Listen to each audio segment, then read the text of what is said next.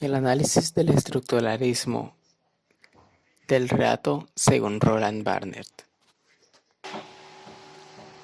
El relato. Presente en todo tiempo y lugar en todas las sociedades y culturas. Comienza con la historia misma de la humanidad.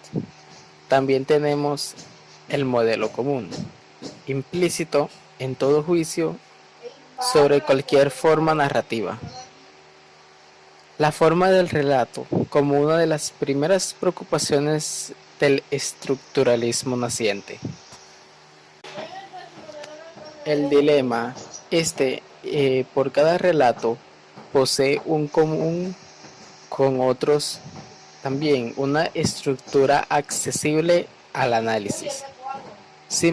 También es una simple sucesión de acontecimientos explicable por el arte de su autor.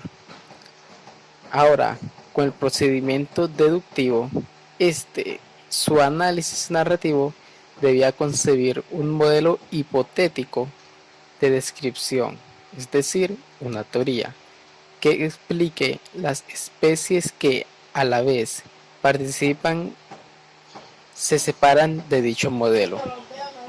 La lingüística en sí es el modelo fundador del análisis estructural del relato. También tenemos la lengua del relato, que es uno de los idiomas ofrecidos a la lingüística del discurso. También es una homología como la frase. El relato participa de la frase sin reducirse a una suma de ellos.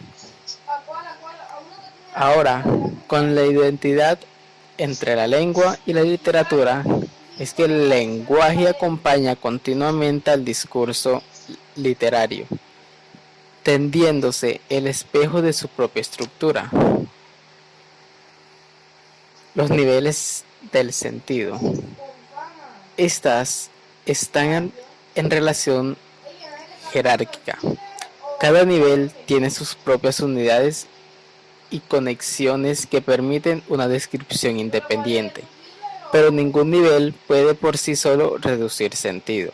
Tienen relaciones distributivas situadas en el mismo nivel y las integrativas que se perciben entre un nivel y otro. Primero, el nivel de las funciones. En el relato como sistema hay que definir primero las unidades narrativas mínimas.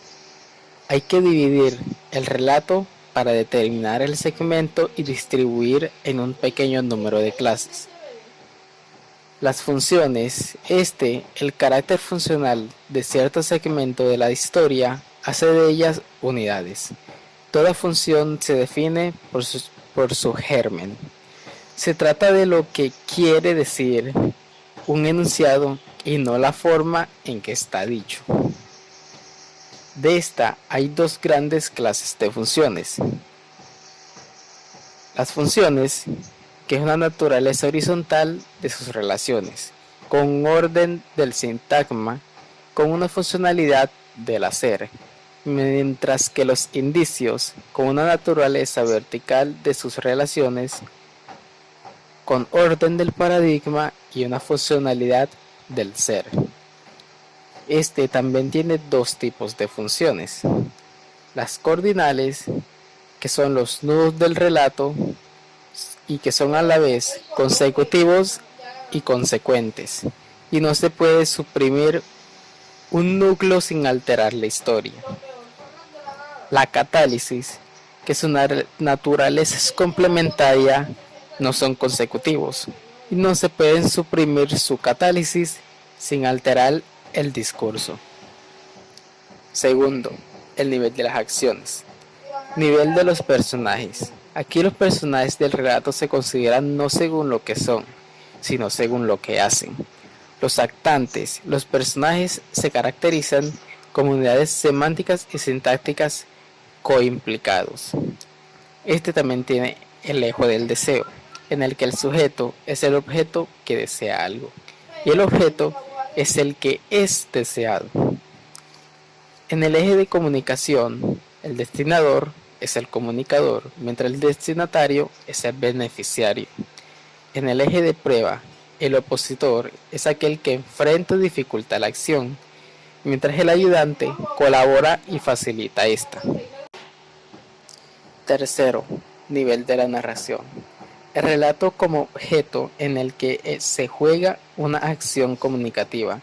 Se trata de describir el código a través del cual se otorga significados al narrador y al lector del relato. Sistema del relato. Distorsión y expansión. La forma del relato caracteriza dos poderes: distender sus signos a lo largo de la historia, insertar expansiones en sus distorsiones. El poder catalítico del relato tiene como corolario su poder elíptico. El resumen del relato mantiene la individualidad del mensaje. Mímesis y sentido. Hay que oponerse a las pretensiones del realismo del relato.